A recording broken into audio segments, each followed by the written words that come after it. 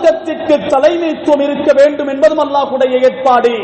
அந்த தலைமைத்துவத்திற்கு கட்டுப்படுதல் என்ற ஒன்று இருக்க வேண்டும் என்பதும் அல்லாஹ்வுடைய ஏற்பாடாக இருக்கிறது, அல்லாஹ்வுடைய கட்டளையாக இருக்கிறது. எனவே தலைமைத்துவம் குடும்பத்திலிருந்து ஆரம்பித்து ஊர், பிரதேசம், மாகாணம், மாவட்டம், நாடு என்ற அடிப்படையில் பொறுப்புகள், அதை பராமரிப்பதற்கு அதற்கு தலைமைத்துவங்கள் என்பதை நாம் பார்க்கிறோம். இது காலாகாலமாக எல்லா அமைப்புகளிலும், எல்லா குழுக்களிலும், எல்லா இனத்தவர்களிடத்திலும் உலகளாவிய ரீதியில் இப்படியான ஒழுங்குமுறையை நாம் பார்த்து கொண்டு தான் இருக்கிறோம் சகோதரிகளே.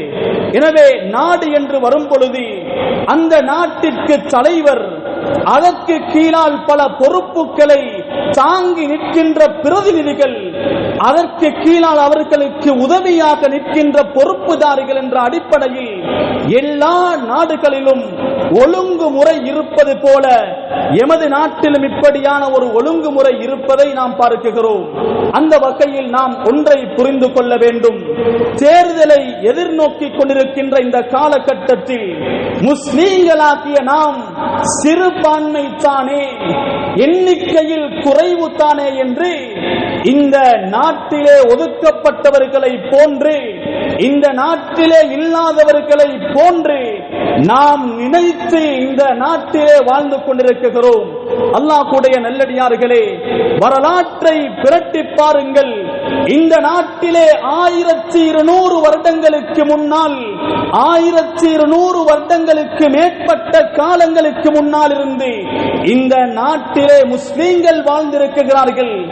1200 வருடங்களுக்கு முன்னாலே இந்த நாட்டிலே கால் பதித்தவர்கள் எம்முடைய முஸ்லிம்கள் சகோதரர்களே. பல சாதனைகளை மேற்கொண்டவர்கள், பல நல்ல காரியங்களுக்கு ஒத்துழைப்பாக இருந்தவர்கள் எம்முடைய முஸ்லிம்கள் சகோதரர்களே. எமது நாட்டினுடைய சுதந்திரத்திற்கு முன்பும் தான், அந்த சுதந்திரத்திற்கு பின்பும் தான் பல நல்ல விடயங்களை, நலன்களை கருத்தில் கொண்டு செயற்பட்டவர்கள் எம்முடைய முஸ்லிம்கள் சகோதரர்களே. பிரதானமாக இந்த நாட்டினுடைய பொருளாதாரத்திற்கு, அதே போன்று மருத்துவத்திற்கு, அது போன்று பாதுகாப்பிற்கு முன்னுரிமை காட்டியவர்கள் எம்முடைய முஸ்லிம்கள் சகோதரர்களே. முஸ்லிம்கள் அன்றும் தான் இன்றும் தான் இந்த நாட்டினுடைய பொருளாதாரத்திற்காக பெரும் பங்களிப்பை செய்து கொண்டிருக்கிறார்கள். எனவே எம்முடைய முஸ்லிம் என்று வரும் பொழுது இந்த நாட்டிலே வாழுகின்றோம். இரண்டாவது, இந்த முஸ்லிமுக்கும் நாட்டிற்கும் என்ன தகுதி சம்பந்தம் இருக்கிறது, எங்களுடைய அந்தஸ்துக்கள் என்ன என்பதை நாம் முதலாவதாக புரிந்து கொள்ள கடமைப்பட்டவர்களாக இருந்து கொண்டிருக்கிறோம் சகோதரிகளே. அந்த நேரத்திலே ஆங்கிலேயர்கள், போர்ச்சுகல், ஒல்லாந்தர்களிடந்து இந்த நாடு சுதந்திரம் அடைந்தது. இந்த நாட்டினுடைய பாதுகாப்பிற்காக போராடியவர்கள் முஸ்லிம்கள் என்பதை நாம் மறந்துவிடக் கூடாது சகோதரர்களே. முஸ்லிம்களுக்கும் நாட்டிற்கும் உள்ள தொடர்பை நாம் முதலாவதாக அறிவது எமக்கு அவசியமாக இருந்து கொண்டிருக்கிறது. எனவே நாட்டினுடைய ஒரு தலைவனை தெரிவு செய்வது, அது ஜனாதிபதி தேர்தலாக இருக்கலாம், அது போன்று அடுத்து வரக்கூடிய பிரதேச சபை தேர்தலாக இருக்கலாம், மாகாண சபை, பாராளுமன்ற தேர்தலாக இருக்கலாம். எதுவாக இருந்தாலும் எமக்கு வாக்களிக்க கூடிய ஒரு கட்டம் வந்திருக்கிறதா? எமக்கு வாக்களிக்க கூடிய கட்டம் எதிர்நோக்கி வருகிறது.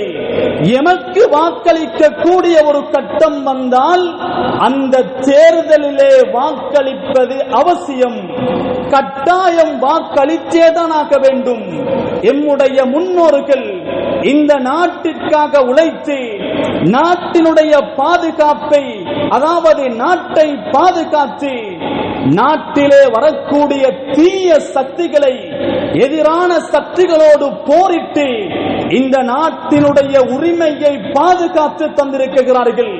அந்த உரிமையை நாமும் பாதுகாத்து எம்முடைய வருங்கால சந்ததிகளுக்கு இந்த நாட்டிலே வாழக்கூடிய உரிமையை பெற்றுக் கொடுப்பது இந்த காலத்திலே வாழக்கூடிய நம் ஒவ்வொருவருக்கும் பாரிய பொறுப்பாக இருந்து கொண்டிருக்கிறது.